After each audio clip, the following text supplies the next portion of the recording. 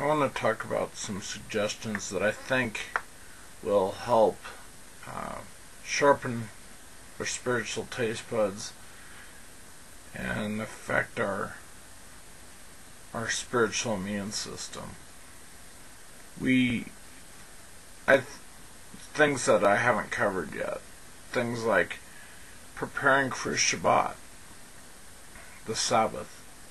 You prepare meals, you buy whatever you need to buy, take care of whatever you have to before the Sabbath gets there, so you don't have to buy anything, you don't have to cook anything. And people may say that's legalistic, but I think it helps us get in the mindset. Another thing is calendar. God's calendar starts at the Aviv barley, the new moon with the Aviv barley, which is March or April on the Gregorian calendar. And the more we try to look at the months like that, and look at the year like that, and look at the months from new moon to new moon, like the scripture in Isaiah 66 about new moon to new moon and Sabbath to Sabbath, is basically talking about month to month and week to week, from Shabbat to Shabbat, 1 week, from new moon to new moon, 1 month. And things that will help, those things can help. Talit can help. I always think of the talit as representing how Yeshua covers me, and it helps me to focus in prayer, and it's a testimony of what I believe and who my master is when I go out in public. For me, there's something special behind wearing a tunic when I can, and there's several, just those kind of things, the clean and unclean foods, realize, and not getting into debates with people, learning how to not get in debates with people. Let them have their own opinion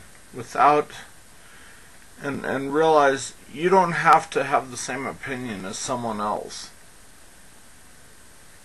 Just let them have their opinion, and just focus on living your life and your covenant with Yahweh. Not worry about what other people are doing so much. It's like keep it in your own lane type stuff. Like Paul talked about, no one in active service entangles himself in daily life, the things of daily life, in order to please the one he is serving. And like the Torah is a tutor. It helps you to get to that mindset. It isn't an end all. It is only to help you get there. Help you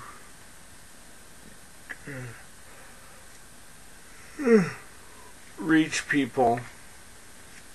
Help you to live your life. Because one of the things, like it says, and here's a passage that I think brings this out. James or Yaakov 4:17. It says, "Therefore, to one who knows the right thing to do and does not do it, to him it is sin.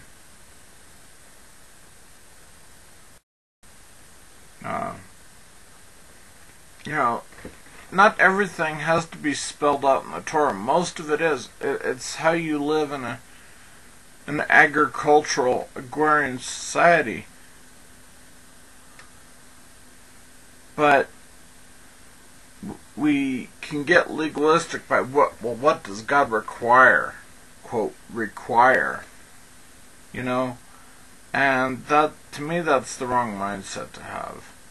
Is the mindset of, what can I do to better serve, to better be a better light for Yahweh?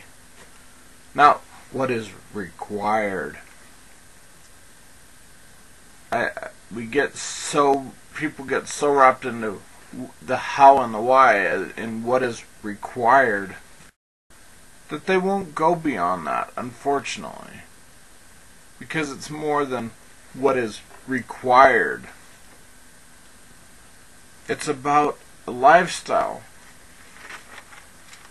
And it's about purification. And like it says here in James 4, verse 6 and 7. But he gives a greater grace. Therefore it says, God is opposed to the proud, but gives grace to the humble. Submit therefore to God, resist the devil, and he will flee from you. Submitting to God is resisting the devil, and he will flee from you. That's the whole thing we have to do with our spiritual taste buds. Get away from TV. Get away from worldly music. We can't have those things. Somewhat even in moderation, because I know if I watch TV, a lot of times I'm more tired because it's like it shuts off my frontal lobe. What TV does is it shuts off the frontal lobe, and that's dangerous.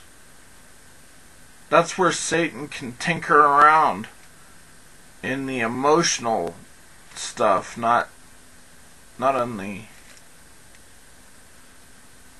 But when your reasoning center is on, that's how you resist temptation.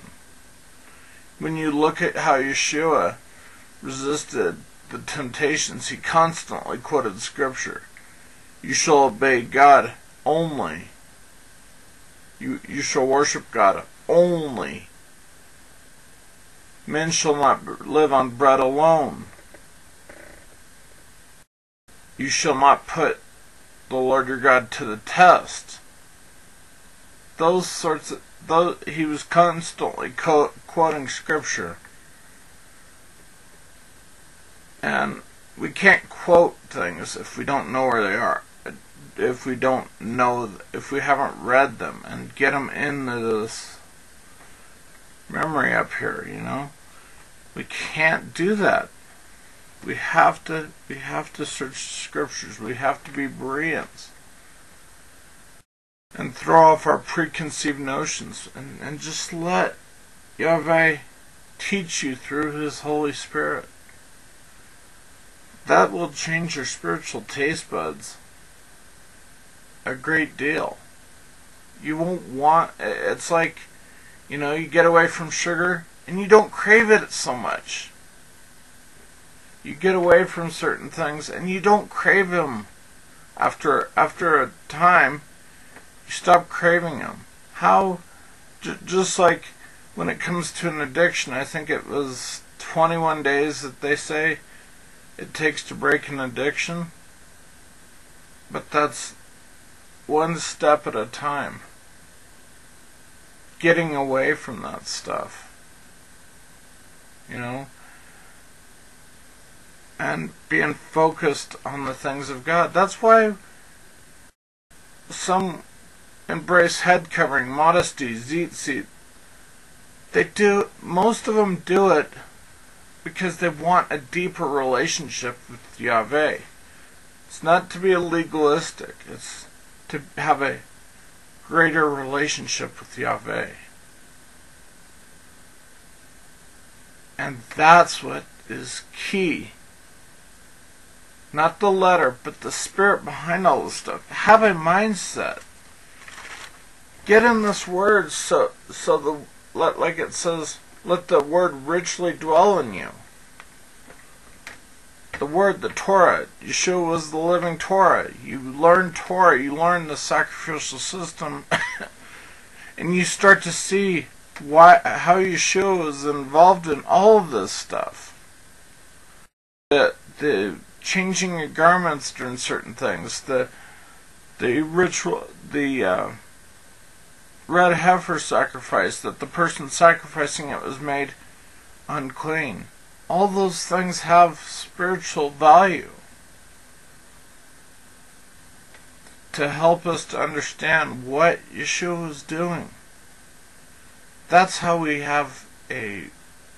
change our spiritual immune system and strengthen our spiritual immune system and sharpen our taste buds. Hopefully this is helpful to someone. Shalom, shalom.